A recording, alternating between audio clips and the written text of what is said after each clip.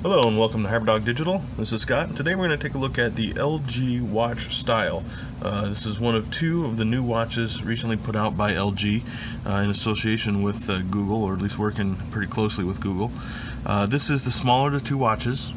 It does not have LTE GPS, does not have the heart rate sensor like the other one does. This one is also only IP67 versus IP68. So what that means is that you can get it wet as far as, get it splashed. You can take a shower with it and wash the dishes, something like that. But you're probably not going to want to take a bath, not going to want to go swimming with it, obviously. Inside the box, you get your wall charger, the watch, of course, itself, and a wireless charger here. Let's put those aside for the time being. This particular model, the one that I have, is the titanium color. It does come in three colors: silver, titanium, and rose gold. It is a stainless steel finish on here, and it really does look amazing. It's a slick looking watch. It looks like a premium watch in every sense of the word. If you saw my unboxing, you heard me talk a little bit about the band and how I thought it was rubber and kind of leatherish, kind of hybrid. Well, if I would read a little bit better, you can see here it actually says genuine leather on it, so obviously it's genuine leather, and it did come out feeling like that as time went on. It was a little stiff at first, but it did loosen up and fit very well on my wrist. It is pretty slick in that it has these little levers that you can pull that allows you to pull that off really quickly. So it is also very thin. I came from a Pebble time watch, and this is very comparable to that as far as thickness goes. It is definitely a lot thinner than the Sport watch, but I love how thin this is. It feels like a normal watch. It doesn't feel like a big bulky smart watch that you have out there right now. It just looks great. It feels great on the wrist. It is a very, very nice looking watch. And that's probably the reason why they call it the style, because it is very stylish. Let's go ahead and take a quick look at some of the specs on this, and we'll flash those up on the screen here for you in just a second.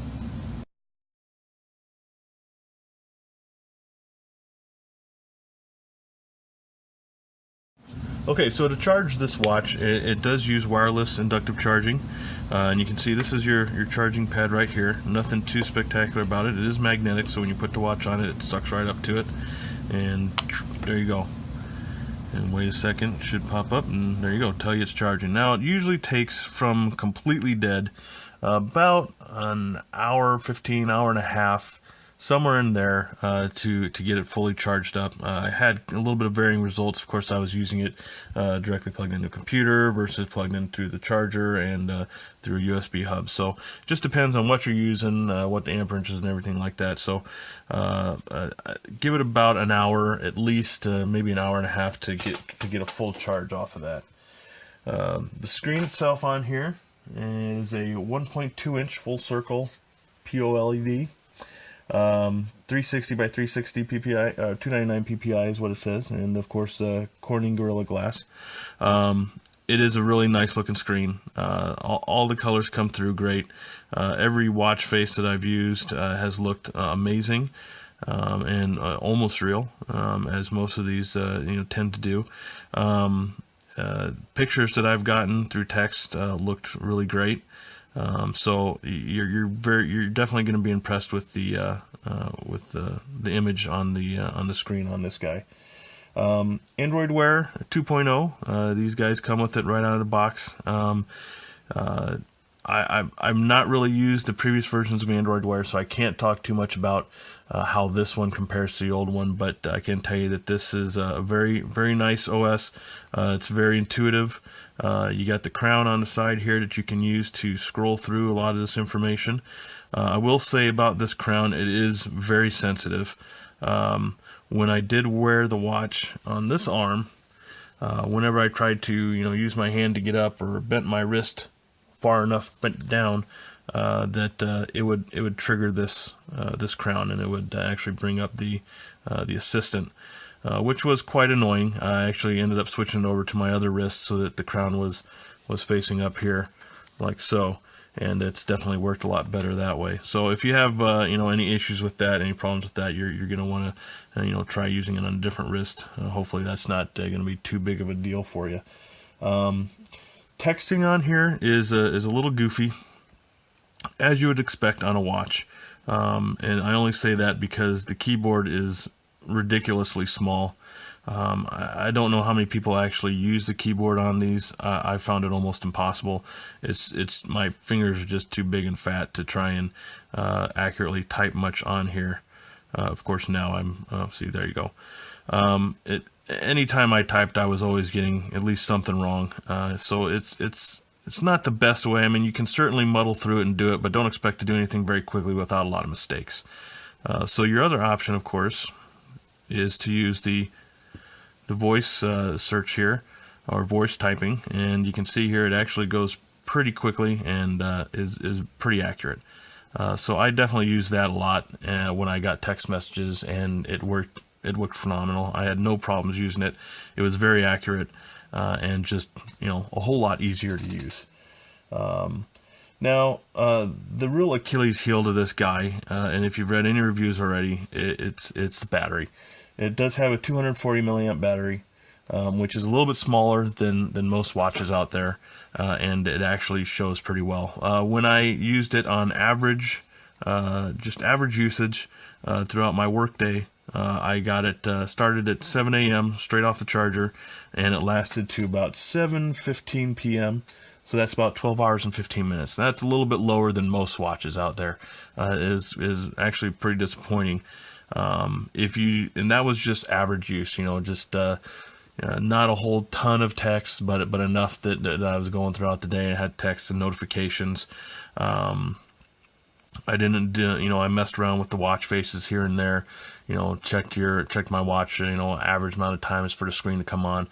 If you're doing any amount of heavy use, though, it's really gonna drop that down. Anytime I open up an app and tried to run an app, you know, Google Maps or whatever, it really started draining the battery pretty quickly. So any amount of heavy usage, you're gonna drain that battery a little quicker. Now, one thing you can do, and this watch, which I didn't mention earlier, does come with Wi-Fi, so you can hook it up to Wi-Fi. Now, it's not going to hit any of the 5 gigahertz channels or anything like that. It's just, let's see here, 802.11 BGN. So that's the you're going to miss out on some of those 500 gigahertz channels. But you can connect it to Wi-Fi if you want to do that. Otherwise, it will just pull everything through the phone, through the Bluetooth connection on the phone. But you can turn that off, and it will make a significant difference on the battery life. So when I did turn Wi-Fi off, I went throughout the day again from 7 a.m. Straight off the charger. It did last a little bit longer. From 7 a.m. it lasted to 9:30 p.m. So that was about 14 and a half hours. So you got about an extra 2 hours, 15 minutes out of it. And again, that's going to be impacted by whatever you're doing with it, whether you're using it for you know, different applications, you're using it for when you're using Google Maps or controlling the music on your phone or whatever. Anytime you're going to invoke an app to run on here, and you're going to have the screen on for more than just a few seconds, you're going to impact that battery pretty significantly. And unfortunately, that is a big downfall with this guy. I was pretty disappointed in the battery life, but everything else about it is just fantastic. All right, so to wrap this up, this is really they call it the style for a reason. It looks great. It is a very stylish watch. You'd have no problems wearing this, you know, just out and about on a normal day, or when you're getting dressed up to go out for dinner or something like that. It just looks good no matter what. It looks very slick. It's very small and thin compared to some of the other smartwatches that are out there. The battery, again, as I said, is the main downfall of this guy. But if you can get past the battery, like I said, it is a phenomenal watch in every other facet. The screen looks good.